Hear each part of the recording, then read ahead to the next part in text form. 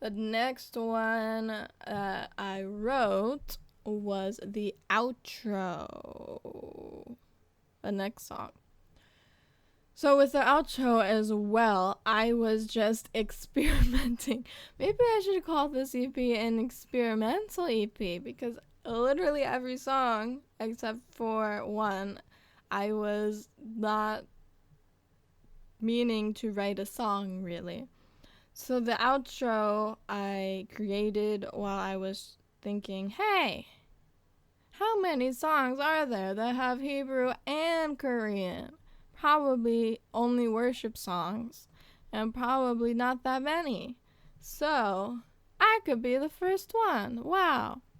Um, and I wanted to see how it would sound as well because Korean and Hebrew are different, but I would say that they're more similar than English and Hebrew and English and Korean.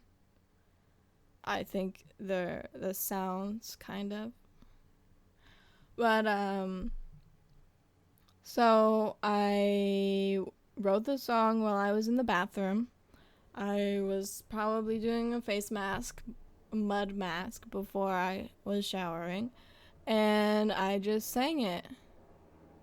시간이 없다고 생각했어. 시간이 없다면 어떡하죠?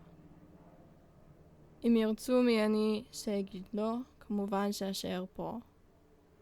It was just that, like, I sang it. I sang the first lines in Korean straight off the bat, maybe paused a minute thinking about what I should sing in Hebrew, and then sang it. It was just like that. This sounds so simple. Like, yeah, I'm so good at writing songs. I just thought of it right away. But that's how it was. I don't know what else to say. And again, there isn't too much meaning to it. Other than the first line, 시간이 없다고 생각했어. I don't remember exactly, but I do remember thinking, oh, I'm out of time. Like, oh, I don't have a lot of time to do something. It could have been like, oh, soon I'm going back to Israel. I'm running out of time, that kind of thing. But yeah, they didn't have like too much meaning. But of course, now I put my own meaning into it. And so actually, I can translate the lyrics for you because I don't know how many people know both of the languages. So the first line is 시간이 없다고 생각했어. I thought there is no time. Or we're running out of time, I thought. We can change the meaning a bit. 시간이 없다면 어떡하죠? If we're running out of time, what do we do? אם ירצו מי אני שאגיד לא. If they want, who am I to say no? כמובן שאשאר פה, כמובן שאשאר פה. Of course I will stay here. Of course I will stay here. So that's that. And for production, recording, I knew I wanted it to be a cappella because that's how I wrote it. And it's such a short song, I don't know how I would do the instrumental. But when I started recording it, I started messing around with different effects and like looping and like, oh, what if I did this and I made it more like spacey and like, ooh, whatever. But in the end, I was like, nah, I'll just make it simple. I'll just leave it how it was. And so I just have it now. It's just a cappella, just straight up my voice. And that's that. With the music video, it is split into two parts. And my aunt gave me that idea because she was telling me before, after I'd already written the song, she said like, oh, you should make a song in English you should make a song in Hebrew and Korean. And I said, well, I already did. And she said, oh, well, you could make a cool video for your YouTube channel. You could have like half of it here while you're in Israel, and then when you go back to Korea, you can film half of it there, and I'm sure it'll be interesting for people to see. So I kind of took my own liberties with that idea, but the first part of the song, in which the lyrics are in Korean, I filmed with my family in Israel. We were out for brunch. I think maybe it was Mother's Day. Yeah, I think it was Mother's Day. And after we had eaten, we were walking around. So I was like, "Hey guys, let's take a video." And I knew at the time that I should be making videos for this music video, but I wasn't sure I was gonna have that in the final cut.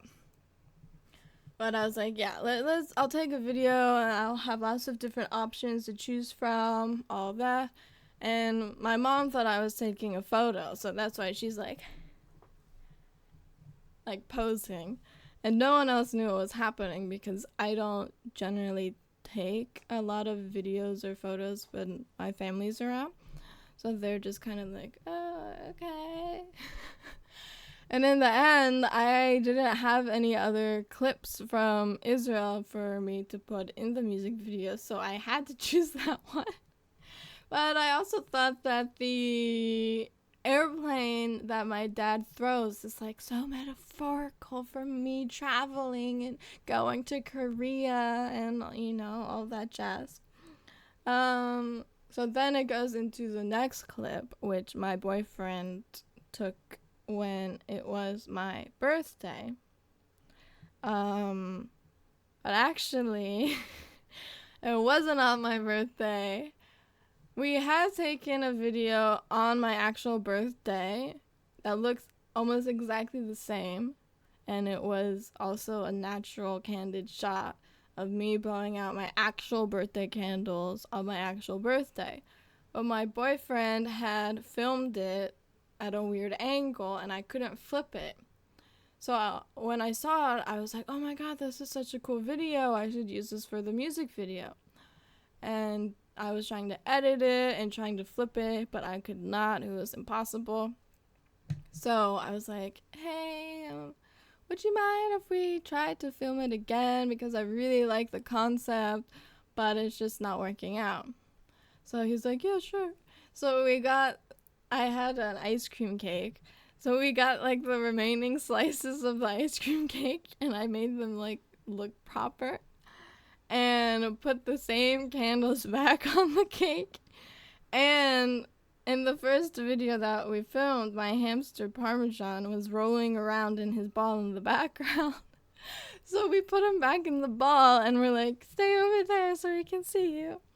And but we had to take several shots of the redo clip for the final one. And you can't really even see Parmesan in the background. But if you watch the video again, keep your eye out for him. Yeah, I thought that was pretty funny. And I'm thankful to my boyfriend for being a good spirit, a good pal. I don't know.